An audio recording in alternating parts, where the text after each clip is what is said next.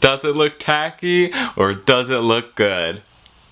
You don't have to answer the question. I mean, it could have been a lot worse, because back in 2012, your boy bought himself a Hunger Games tribute jacket, and I debated wearing this for the video, like as a funny gag, but then I just realized as I looked at it more, it's like, does it look like a Hunger Games tribute?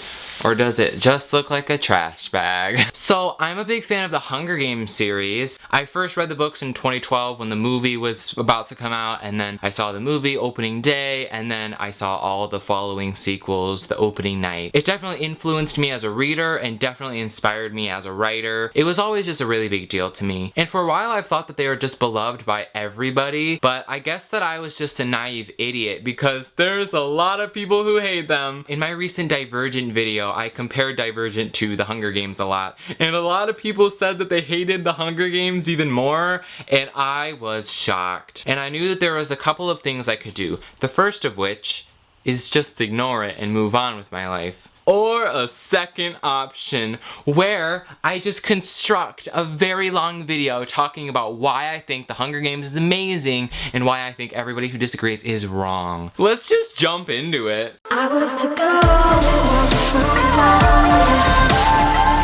So the Hunger Games movie really freaking sucks. The CGI in this movie just looks so bad.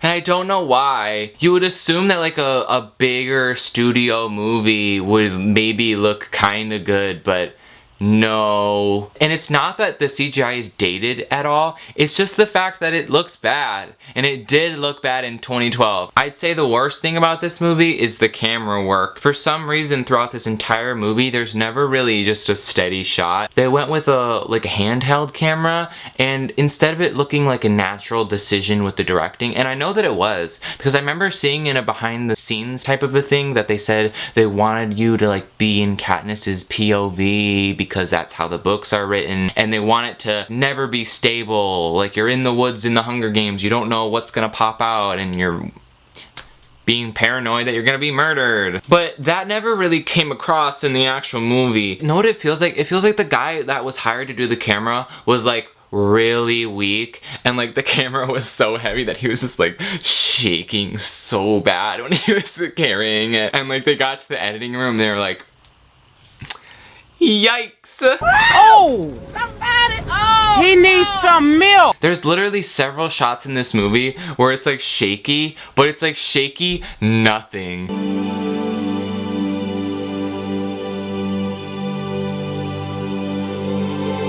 It cuts to a shot and it's just like a wall or like a door, but like a shaky door. Like what? What is going on right now? Like I can't even tell what's going on, but like why did you put that in the movie? And I understand that you're trying to put me in Katniss's shoes, but if you're trying to put me in her shoes, why don't you just throw a knife into the audience? There are some scenes in this movie where it'll like show something happening and then it'll like cut and you'll see like a cut, but then it will cut to like the exact same thing as if they took several different takes, and instead of just going with one take and then cutting to something else, they wanted to like piece the takes together. It's very amateur movie making, and you might be like, yeah, that probably happens in a couple of scenes here and there, it's not a big deal. But when I tell you that the most iconic scene in the entire movie has a cut in the middle of the scene, you would not believe it, because I sure didn't when I rewatched the movie. I volunteer as tribute. This movie legitimately feels like they tried to make a movie. They're like, yeah, let's make this movie. And then they sat down in the editing room and they're like, oh, we didn't know how to make a movie. On top of that though, there were a lot of really stupid moments in the movie.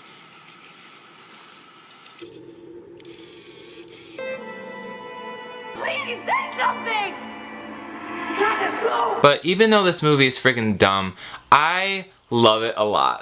I think this movie is a perfect example of having a strong script and a strong cast carry a really bad movie. Jennifer Lawrence brought it for this movie, and it pays off perfectly. The script is really well done. There are never any cringy lines of dialogue. Well, I mean, there is this. But, you know, I mean, it's fine. I think what Jennifer Lawrence succeeds doing in this movie is making you sympathize with her, but also rooting for her. If Katniss was a big freaking idiot, I would openly be rooting for her inevitable death. But I want her to succeed, and I think it's because she's not doing it for herself, whereas I feel like a lot of other young adult protagonists are doing it for themselves, where they're like, yeah, I'm gonna take down the government because yeah. I feel like Katniss is not trying to take down the government. She's just trying to protect her family and the people she cares about. And also, can I say that the world building in this movie is so good? I think in a lot of really bad young adult dystopian movies, they have a voiceover that basically just explains all of the things that you need to know before going into the movie. And I appreciate that The Hunger Games doesn't have a voiceover. It shows you the day-to-day life of District 12. I like how we get to see the people, we get to see the living conditions, we even get to see how the people view the Hunger Games. I think showing all of this is a lot stronger than Katniss just saying,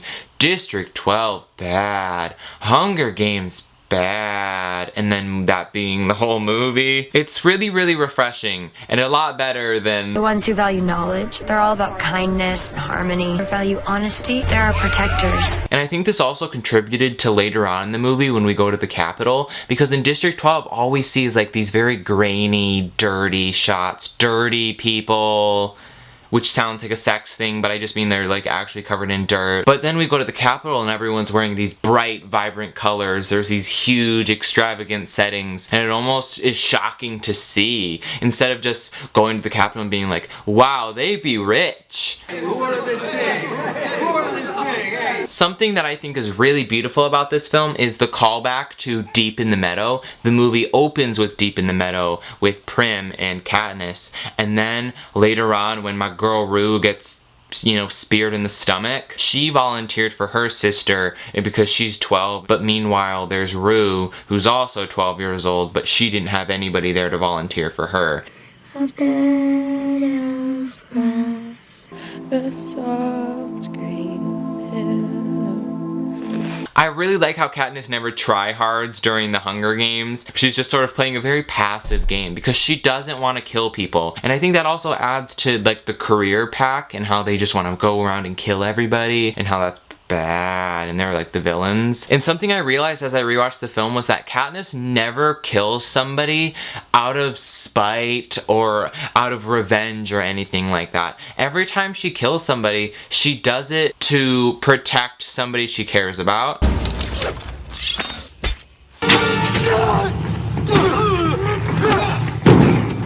I mean, she does kill that one girl with the beehive, but I mean, she had it coming. She was an idiot. And even though the production of this movie is really bad, I think that this movie still holds up and it's still very beautiful. There are some moments that actually give me chills.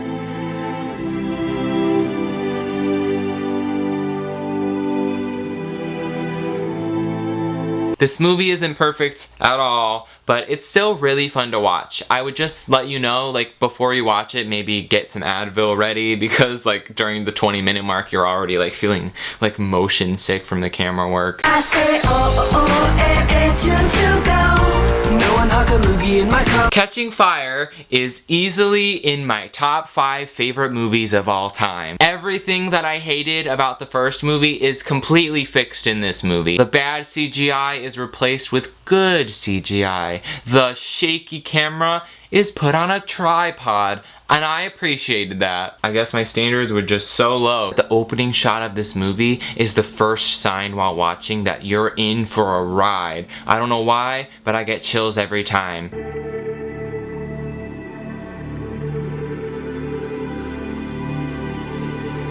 I like how in this movie we see how much Katniss's life has changed. She was slumming it in the first book, but now she's living in this beautiful house and people treat her so much differently, but at what cost? By killing people. I think that this movie shows the trauma of the Hunger Games a lot better than other not as good dystopians.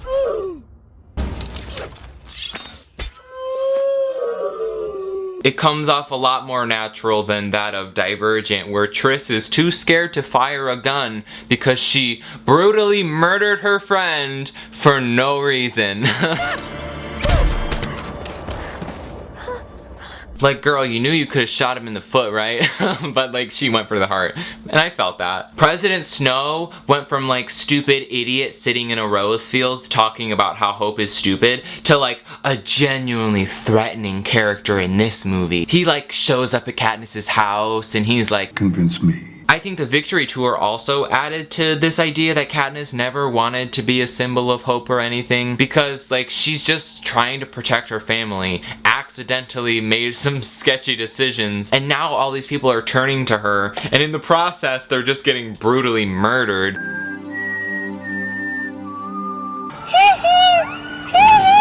The Quarter Quell is a great idea, and also I think Katniss's reaction is really great. The male and female tributes are to be reaped from the existing pool of victors in each district. Oh shit.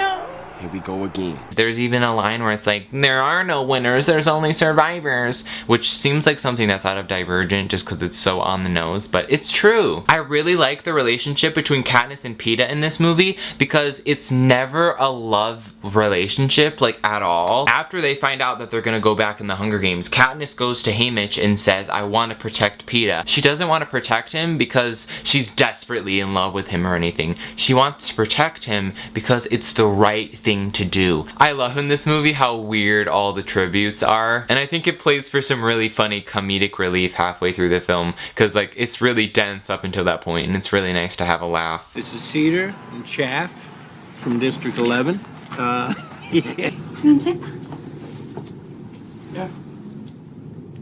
We talked about how sucky the cinematography was in the first movie, but I love the cinematography in this movie, especially after my boy Cinna gets his face slammed up on the thing, being just beat, because he's scum. Like, every time I rewatch this movie and it slowly starts to get wider, like, I feel my hair just growing in that moment, you know what I mean?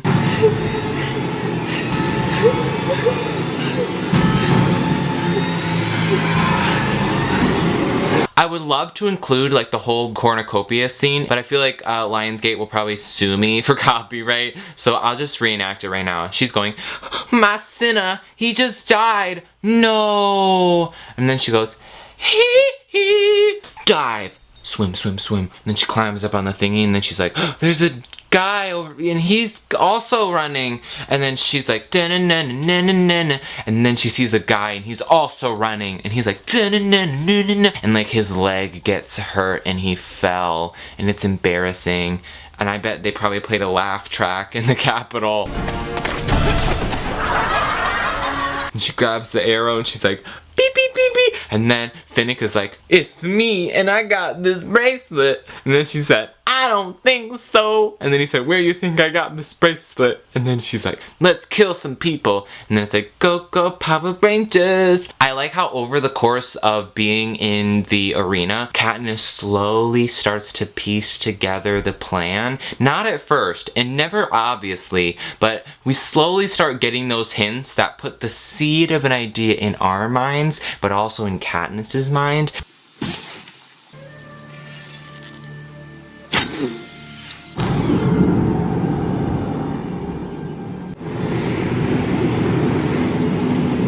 I feel like if it was Divergent, we would just hear Triss be like, wow, it's so weird that Beetee just hit the wall with the stick. Maybe I should. Like, girl, shut up. But I just gotta say, the dumbest freaking part of this movie was when they're in the middle and they're like smoking a cigarette or whatever, because they're like, it's a clock. And then the evil people show up and that girl with the teeth is like, nah, and then they kill the woman who's singing the song. And this is an aside, but when I first saw this movie, I was singing along with that woman because she's singing Hickory Dickory Dock, and I'm like, Hickory Dickory Dock, the mouse ran, like I was singing with her because I was like, yeah girl, get it. And then she got her like throat slit, and then I was literally in the theater like, I'm so scared right now. But anyways, when they're hanging out in the middle and then Plutarch is like, Okay, that's enough. Let's see how they tell time now. idiot, right? Like, all they have to do is, like, look for that big lightning tree. You know, the big tree that's, like, very open in front of the entire thing, taller than all the other trees, where lightning comes out of it 2 times a day. All they have to do is, like, look at the tree and they'd be like, oh, okay. I love the plot twist at the end because it is brilliant writing for the book and the movie, because I think in the first movie and the first book, you're trusting Katniss because it's told through her perspective, so everything that she sees, you see. She takes something in, you take it in. And you go into the second book having trusted Katniss throughout the entire first book, and there's a lot of questions and things that don't make sense, and she sort of jumps to conclusions on things, and you just assume that she's right because she has been right in the first 2 books. But then suddenly we find out that this was a big scheme and she had nothing to do with it. She had no idea what was going on, and she was just as blind as we were. I think it's brilliant writing, and it's such a big payoff moment. I love that scene where she blows up the force field. It gives me chills every single time. And I just imagine some people like slept through the finale and then they wake up and they're just like, wait, what happened on the show last night? And everyone's just like, ooh. This movie was like pretty okay. Like, it's not bad, but like it was like pretty okay, right? I feel like the payoff of this movie isn't in an action way, it's more in an emotional way, but I think we don't see a ton of payoff from Catching Fire. This movie is more like, we gotta fix everything, and since the part 1, we don't fix like anything. It feels like most of the time for this movie was spent on like vlogging our experiences, which is fun if you're Casey Neistat, but when you're Katniss and like you're like an action hero in my movie, I don't really want to watch you like just like film vlogs. I don't know. Am I the only one? A lot of it seemed like a waste of time, and there wasn't a lot of action built up, especially when we were just like sitting around being like, tell us what you see! Katniss, can you tell everyone what you're seeing right now? And it like almost reminds me of Divergent, where it's like, oh yeah, it got bombed. I can see that. There's like 10 bodies over there. One of my favorite things in the movie is when District 12 gets blown up and then we see like a dog walking around. I just imagine him seeing like the incinerated bodies and like it's like dog heaven because like it smells like flesh and he's like eating the bones. Moving on, I think District 13 is really interesting. I love the idea of an underground colony that went into hiding and was using their resources and building themselves up over the years. But I just feel like it was so boring to be there. Like, there was nothing exciting to look at, and I understand that we're in a bunker for the movie. They could have like painted the walls like a nice color and everybody just wears the same bland outfits. There are so many times where I was like, yes, the hospital got blown up, finally we get to see some fire and some color, which is unfortunate. I like how Katniss never wanted to be the symbol of the revolution at all, and she flat out denies it and like is not a freaking idiot. You will hold yourself and your government responsible, or you will find another Mockingjay. And with that, I think the idea of not wanting to have a revolution, I mean, obviously I feel like she wanted to have a revolution, but she never wanted to be the face of that revolution. I think that that is a lot better than having a character be like, yes, I will save the people. It just felt a lot more true to her character and good. It's not dumb. Tris Pryor. A spoiled child. That scene where she goes to the District 8 hospital and she goes inside and everybody turns to her as if she's some sort of a messiah, and they ask if she's gonna fight with them and she said, yeah boy.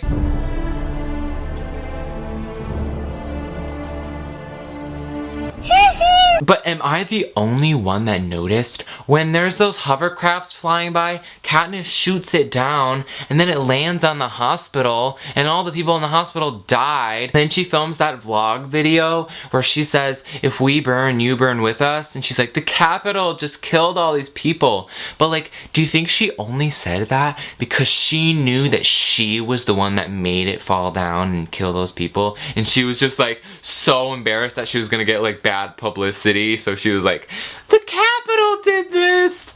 And like in the title they're like, the symbol of hope did what? One of the more powerful moments of this movie is the scene with the hanging tree. And I think the first part of the hanging tree is kind of stupid because we're sitting by the river smoking a cigarette and we're all just like, yeah, sing us a song, ho. And then they start filming it and broadcasting it and it's boring. But the scene that follows, I always forget that this scene exists, where everybody's going to that dam and then they're like running up to the thing and they got the big boxes and then they're just getting gunned down and then they blow up the dam. Damn. The dumbest scene in the movie is probably that scene where PETA finally gets rescued at the end of the movie and then she walks in and he chokes her. It is so, like, I remember I laughed when I saw it. I think my expectations were just so different than what it turned out to be. Because in the book, and I actually wrote down the dialogue in the scene, just so you can see what I mean, it says, "My lips are just forming his name when his fingers lock around my throat." And in my head, like, he was sitting on a table and she walks up and she's like, "PETA." And then he just goes like this suddenly. She's like, "What?" Like, that's how I always pictured it. But then in the movie...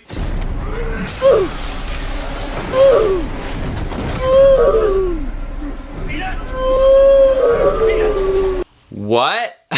Like, it came out of nowhere. Like, it was just so much. I'm not sure if you remember, but there was tons of different promotion that they did for these movies, and they really used the whole propaganda narrative of the movie to their advantage. You would see these Stand with the Mockingjay posters everywhere, and they released tons of different promo videos similar to the promos that were being made in the actual movie. The Capitol was also releasing videos where they would be like, "Everything's fine, guys. Don't worry." But like, no. You know what I mean? Throughout this great nation, never have we been more unified. And I don't know if you remember, but Mockingjay Part 2 also had very good promo. Yikes. Deep in the meadow, guys, I'm not a huge fan of Mockingjay Part 2. The first hour and a half of this movie is really boring to me, and I feel like I'm the only one who feels that way. One of the only things I like about the beginning of the movie is Katniss getting shot. Turn your weapons to snow. PETA sucks in this movie. I don't know why they put him in this movie at all. We see him in Mockingjay Part 1 and he strangles her to death. And then in the second movie, it starts out and he's crazy, but then randomly, like 30 minutes into the movie when we're going to the Capitol to walk through the booby traps, they're like, "PETA's gonna come too." And then it's like, "Oh, we're on like a top secret mission right now where things can easily go wrong. All of our deaths are almost inevitable at this point. But sure, let's bring the psychotic guy who's openly tried to murder our main character several times." I guess we just need him there to advance the love story. And I don't really understand how in some scenes he would act completely normal and he'd almost be back to himself and everything would be fine, and then randomly out of nowhere he would be crazy again. It always felt like a plot device and never like a genuine character moment. New characters get introduced so many times in this movie just to be killed off like scenes later, and it's really terrible story writing because if you take away those characters, there's nothing to get out of it at all, and the story stays exactly the same. Like, woman who wants to be the leader, but then Katniss is like, "No." Or two women, and they are women, and then they have guns and they shoot and then they die. And that's the scene. I mean, Finnick died, but I've never liked Finnick, so that's why I haven't talked about him at all, because I just hate his character and he's dumb. And am I the only one who noticed that the first person to die in this movie was the black guy? He needs some milk. But once the action picks up and once all the dumb side characters die, it's a really enjoyable film. Prim's death is amazing. I mean, it's not amazing, but the way that it's shot is amazing.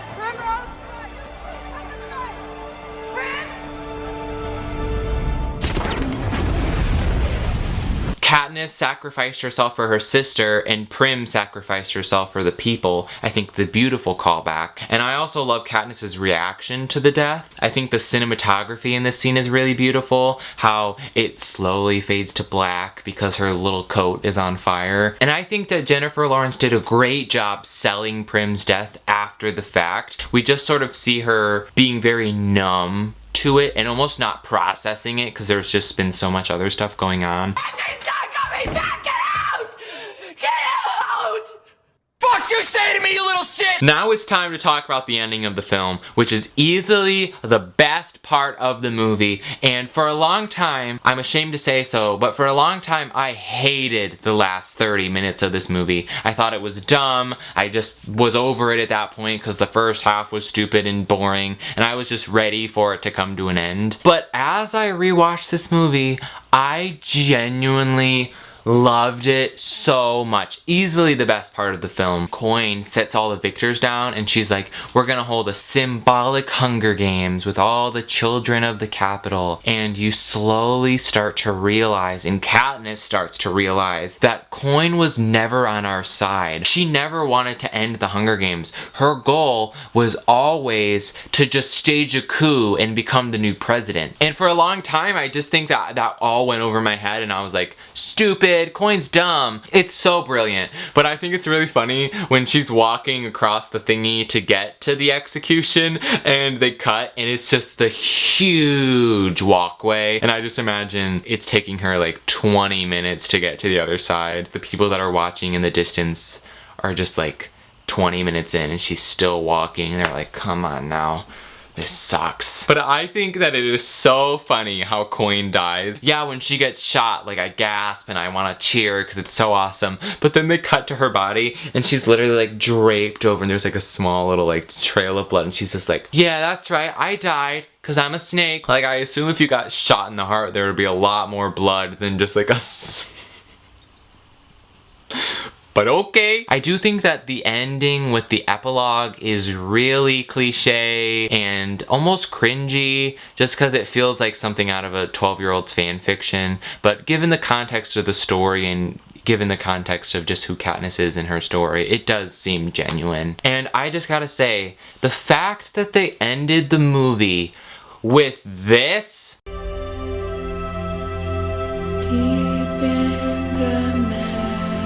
is not okay. It is such a beautiful callback. And I mean, that ending is a lot stronger than... I do think that those ending scenes really bring it, and it easily has some of the best moments in the entire franchise. But I'm just not a fan of those lizards that were running in the sewer. I don't know.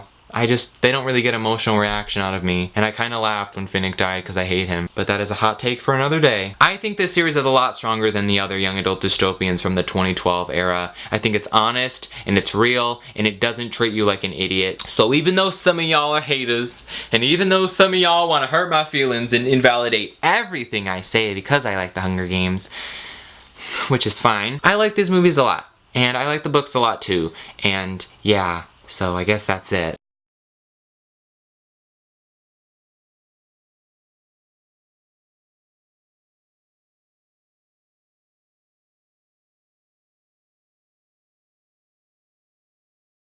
Should I try to do the Hunger Games whistle? I don't know if I'll be able to do it. I haven't tried to do it since maybe 2012.